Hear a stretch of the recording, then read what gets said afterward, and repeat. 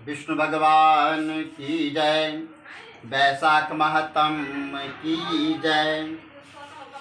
श्रुतदेव कहने लगे, वैशाख मास की मेघ संक्रांति में जो प्राणी प्रातः स्नान कर भगवान की पूजा करता है और कथा सुनता है, वह मनुष्य वैकुंठ को जाता है। परंतु जो होती हुई कथा को छोड़कर जाता है और कथा नहीं सुनता है, वह घोर नरक में जाकर पिशाच योनि प्राप्त करता है। यहाँ पर हम एक प्राचीन इतिहास कहते हैं। प्राचीन काल में गोदावरी के किनारे ब्रह्म सरोवर क्षेत्र में ब्रह्मनिष्ठ परमहंस दुर्वासा ऋषि के 2 शिष्य रहते थे।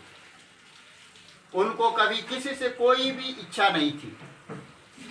भिक्षा में जो कुछ मिल जाता वही खाकर निर्वाह कर लेते और पर्वत की गुफा में पड़े रहते। इन दोनों का नाम, एक का नाम सत्यनिष्ठ और दूसरे का नाम तपोनिष्ठ था।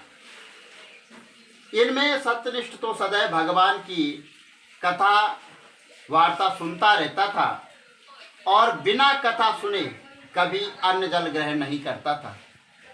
जो वक्ता रोग से पीड़ित होकर अपने घर कथा कहता तो वह कुएं आदि पर स्नान करके उसके घर जाकर ही कथा सुन लेता था।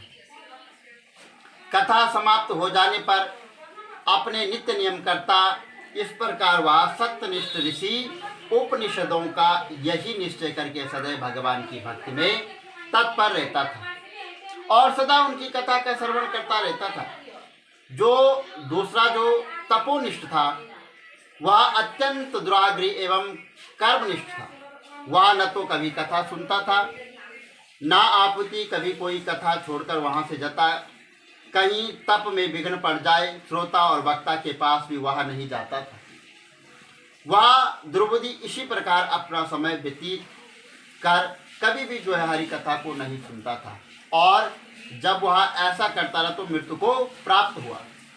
कथा के दुर्गा से छिन्नकर्ण नाम वाला बलवान पिशाच स्वामी के वृक्ष पर हुआ। वह अपने किए कर्मों का विचार करता हुआ भूखा प्यास रहकर और दुखी होकर इधर उधर भटकता फिरता था। कदाचित वह सत्यनिष्ठ भ्रमण करता हुआ उस मठीनपुर में आ गया और मार्ग में दुख से पीड़ित छिन्नकर्ण नामक पिशाच को देखकर वह भूख से आतुर बुरी तरह से रो रहा था। उसको देखकर सत्यनिष्ठ कहने लगा कि तुम कौन हो और तुम्हारी यह दशा कैसे हुई, यह सब कहो।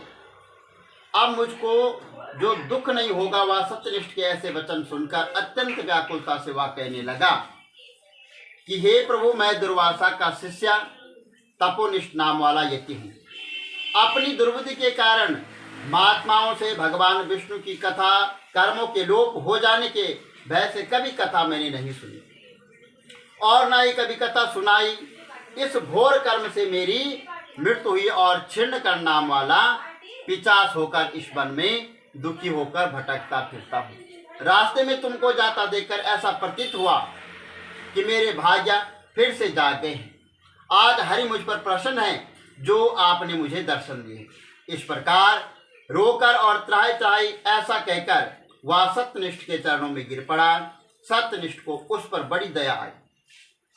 उसने अपने दोनों हाथों से उसको उठा लिया और कथा के क्षण भर सुनने का फल उसको दे दिया, जिससे उसके सब पाप नष्ट हो गए। बोल विष्णु भगवान की जय। वैशाख महतम की जय।